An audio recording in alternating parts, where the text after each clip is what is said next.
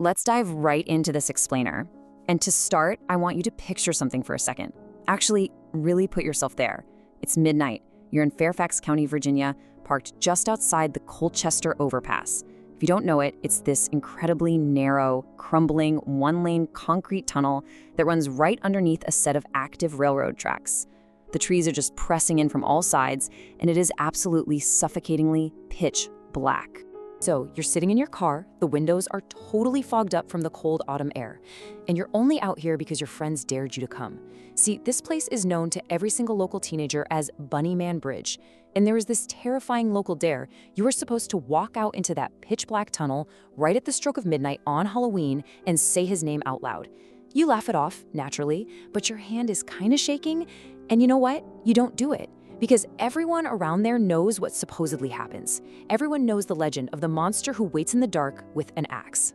The campfire story goes a little something like this. Way back in 1904, there was a local asylum for the criminally insane, and it got shut down because the public was completely outreached by it. So they load all the inmates onto this transport bus, but during the drive, the bus crashes violently. It's a bloodbath, and several seriously dangerous patients escape into the deep woods. Well, the cops eventually hunt most of them down, right? Except for one guy, a man named Douglas Griffin. He just vanishes. Soon after, the locals start finding some truly horrifying things out in the forest. Skinned, half-eaten rabbits just hanging from the trees. And then it gets worse. The police find another escaped inmate dead. He's hanging from the bridge, gutted exactly like those rabbits. And there's a note tied to his foot. It reads, "You'll never find me, no matter how hard you try. Signed, the Bunny Man."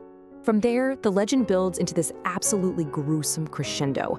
According to the lore, the police finally corner Griffin on the train tracks right above the bridge. He just stands there, laughing this maniacal laugh, before throwing himself directly in front of a speeding train. But his angry, bloodthirsty spirit, it never left the bridge. The myth claims that in the years following, especially on Halloween night, thrill-seeking teenagers would go out there, and right at midnight, this blinding flash of light would light up the tunnel, and you'd just hear screams. The next morning, those kids would be found dead, gutted and hanging from the bridge, just like the rabbits. It is a fantastic, blood-curdling ghost story. It really is. Okay, hard pivot time. We are going to completely tear this story apart right now and shatter that ghost story illusion. The whole 1904 asylum crash, the escaped lunatic, the gutted teenagers, yeah, it's a complete, total fabrication. None of that ever happened. But here is the genuinely unsettling part. The reason this story even exists in the first place is because the Bunny Man was real. He just wasn't a ghost, and he definitely wasn't from 1904. He was a very real, very angry human being who terrorized the quiet suburbs of Virginia back in 1970. Let's look at the bizarre, entirely real timeline of events that kicked off this massive myth. We can map it all back to Burke, Virginia. Forget the asylum crash. This whole thing started with two highly documented, completely crazy police encounters that happened just 10 days apart in October of 1970. And these two specific events sparked a massive regional panic, leading to over 50 separate sightings of this mysterious figure. Let's break down that very first incident. Picture October 19th, around midnight. An Air Force cadet named Robert Bennett and his fiancée are sitting in their car. They're parked in a field on Guinea Road, just visiting some relatives. Out of nowhere, the bushes start rustling. Bennett glances up at his rearview mirror and sees a figure moving around in the pitch black. A few seconds later, a man steps out of the shadows, and he is dressed head to toe in a white suit with long bunny ears. The guy immediately starts screaming at them, yelling that they're on private property, saying he has their license plate number, and then he violently hurls a wooden-handled hatchet straight through their passenger side window. Glass shatters literally everywhere, and the man? He just skips off into the woods, leaving this completely terrified couple in a hatchet sitting there in the dark. Fast forward just 10 days later, October 29th, the Bunny Man strikes again, and this time it's just a block away from the first attack. A construction security guard named Paul Phillips is out patrolling a brand new, unfinished housing development on Guinea Road. He looks over and spots a guy standing on the porch of one of these half-built houses. The man is wearing a gray, black, and white rabbit costume. Phillips cautiously walks up to him, and the guy raises this long-handled axe and just starts methodically hacking away at a wooden porch post. He stops, looks right at the guard, and says, "You are trespassing. If you come any closer, I'll chop off your head." Phillips obviously turns and runs to his car to grab his gun, but by the time he gets back, the Bunny Man is gone. vanished right back into the trees. I want to show you this because it so brilliantly captures the sheer ridiculous absurdity of what local law enforcement was dealing with at the time. This text is pulled straight out of the official 1970 Fairfax police records. It literally says, "Nature of case, large white rabbit at large." I mean, it sounds like a complete joke, right? But it was dead serious. After those two attacks, an actual genuine panic swept through the entire region. The Washington Post was running front-page articles about it. The police were fielding over 50 calls from terrified residents, swearing they just saw an axe-wielding rabbit walking through their neighborhood. Kids were refusing to even go outside to play. The police set up literal stakeouts. But the guy? He was never caught. The case eventually just went completely cold. So this brings us to the ultimate question we really need to unpack. How on earth does an unsolved, real-life property dispute, essentially just some cranky local vandal running around in a costume, how does that mutate into a legendary, supernatural bloodbath about an asylum escapee hanging teenagers from a bridge? I mean, why wasn't the weird truth enough for us? To figure this out, we have to look past the police blotter and do a bit of a forensic dissection on human psychology. Why do we actually need to create these terrifying monsters? To wrap our heads around this, we need to talk about memes. And I don't mean internet memes, I mean the original concept coined by evolutionary biologist Richard Dawkins, a meme as a fundamental unit of cultural information. The psychological process at play here is something called emotional selection. Think of it kind of like survival of the fittest, but for stories. Just like biological organisms have to evolve to survive in their physical environments, cultural stories and urban legends have to evolve to fit our shared psychological needs. If a story doesn't trigger a strong enough emotional response in the listener, it just dies out, it gets forgotten. This is super interesting. Academic research by Julian Hiltbrand-Consoli actually studies the bunnyman myth specifically through this lens of emotional selection. When you really think about it, a story about a guy in a rabbit suit who throws a hatchet but doesn't actually hurt anyone, it's weird for sure, but is it terrifying enough to be whispered about by teenagers for 50 straight years? No way. For the story to survive in human memory, it absolutely had to adapt. It had to become bloodier. The threat had to escalate.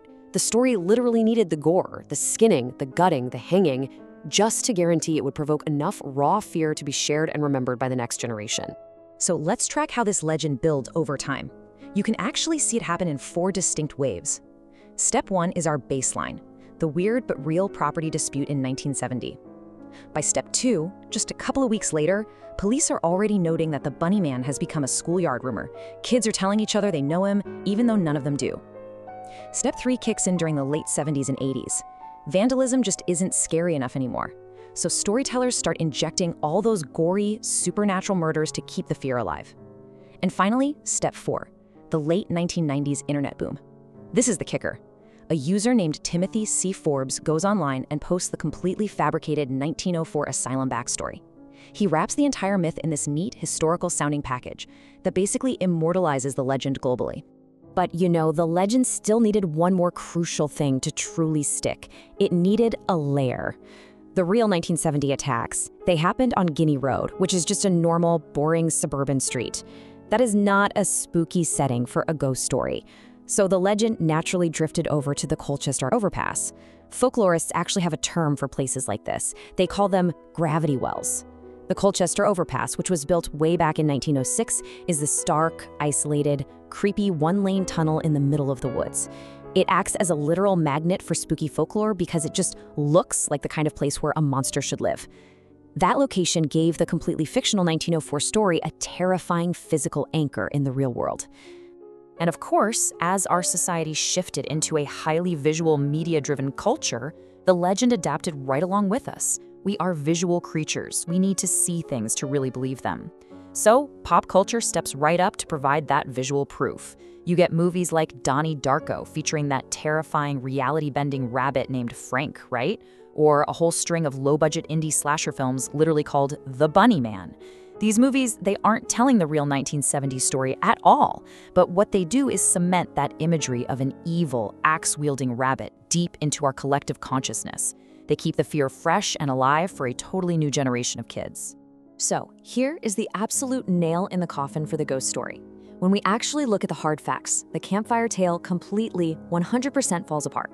Brian Conley, an archivist for the Fairfax County Public Library, spent years definitively debunking all of this. He proved without a doubt that there was no asylum anywhere in Fairfax County in 1904.